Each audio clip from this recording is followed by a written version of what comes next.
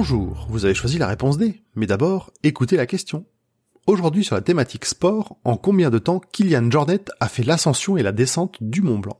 Cool, une question sur le trail. Avant d'y répondre, il me semble important de vous donner un peu d'infos sur Kylian Jornet et le Mont Blanc. Kylian Jornet, c'est la superstar de l'ultra trail, des courses dans les montagnes qui s'étendent sur des dizaines et des dizaines de kilomètres. L'un des ultra trails les plus connus, c'est celui du Mont Blanc, appelé l'UTMB. 170 km de distance et 10 km de dénivelé positif. Je vous invite à suivre la course sur le site officiel de l'Orga, c'est gratuit et passionnant. Kylian, surnommé l'ultra-terrestre, est espagnol. Il est né en 82 et il a grandi dans une famille qui tenait un refuge dans les montagnes.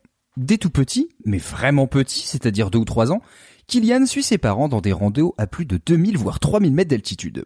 Le garçon va développer ainsi un système cardio-respiratoire de maboule, ce qui lui permet de moins souffrir du manque d'oxygène en altitude et donc de pouvoir mieux solliciter ses muscles pour aller vite sur les crêtes de montagne. Il y a une mesure que beaucoup de montres sportives donnent et qui permet de connaître le niveau d'oxygénation des muscles pendant l'effort, la VO2 max. Une personne qui court un peu sera autour de 50, un athlète de haut niveau vers les 65-70. Kylian est à 92, ça pose le bonhomme. Entre 2007 et 2012, il prend le départ de la plupart des ultra-trails organisés partout dans le monde. Et il les remporte tous. 3 victoires à l'UTMB, il pète le record de la Tahoe Rim Trail aux États-Unis, 265 km bouclés en 38 heures, Sierre-Zinal en Suisse et bien d'autres. Il a aussi eu pendant un moment le record du GR20 en Corse avec un temps de 32 heures et 54 minutes. Et pour couronner le tout, il a remporté 4 fois le championnat du monde des Skyrunning World Series. Mais à force de tout gagner, Kylian s'ennuie. Alors il se lance un nouveau défi, Summits of My Life. Avec l'aide de ses sponsors, Kylian décide de gravir les sommets les plus connus au monde avec le moins d'équipement possible, en laissant le moins de traces possible de son passage en respectant la nature. En 2017, il clôturera ce projet avec l'Everest, roi des sommets avec ses 8848 mètres d'altitude, en partant du monastère de Rambouc situé à 5100 mètres. Il mettra 26 heures pour faire l'aller et 38 heures pour l'aller-retour. Bien sûr, c'est un nouveau record. Mais le premier chapitre de ce projet fou est le Mont Blanc qu'il connaît très bien. Et pour le coup, il va vraiment se donner. C'est ainsi que le 11 juillet 2013, Kylian part de la place de l'église de Chamonix pour arriver en haut du Mont Blanc 3h30 plus tard, ce qui représente 3800 mètres de dénivelé positif. Et 1h27 après, il est déjà de retour sur la place de l'église.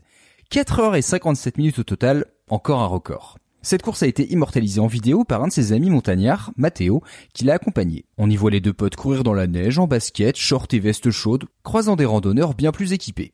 Mais on voit aussi que Kylian ne néglige jamais la sécurité. Par exemple, les 2 athlètes s'encordent pour passer les quelques crevasses du parcours. Ce sera d'ailleurs très judicieux puisque Matteo est tombé pendant la descente. Il ne s'est blessé que légèrement, mais à partir de ce moment, plus possible pour lui de suivre le rythme de Kylian. Suite à cet exploit, beaucoup de personnes se sont crues capables de réaliser la même chose. Aller-retour entre Chamonix et le sommet du Mont Blanc dans la journée. Kylian sera même attaqué par certains médias pour avoir démystifié les ascensions de haute montagne. Sauf que lui, il la connaît la montagne. Il a déjà annulé des ascensions à cause de la météo et il possède des capacités physiques qui lui permettent de passer outre les paliers d'acclimatation en altitude. Donc si l'envie de gravir le Mont Blanc vous prend, prenez un guide, au moins 2 jours pour le faire et éventuellement une 2e paire de poumons. Bravo, c'était la bonne réponse. Pour aller plus loin sur ce sujet, retrouvez les sources en description. La réponse D est un podcast du label Podcut. Vous pouvez nous soutenir via Patreon ou échanger directement avec les membres du label sur Discord. Toutes les informations sont à retrouver dans les détails de l'épisode. À lundi pour une nouvelle question sur la thématique musique.